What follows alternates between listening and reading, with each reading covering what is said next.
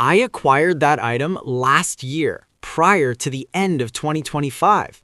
That Transformers G1 look Ironhide is quite impressive. Wouldn't you agree? And this is my first Transformers masterpiece of the year 2026. After years of searching for the ideal G1 Ironhide and Ratchet figures, I have finally acquired them.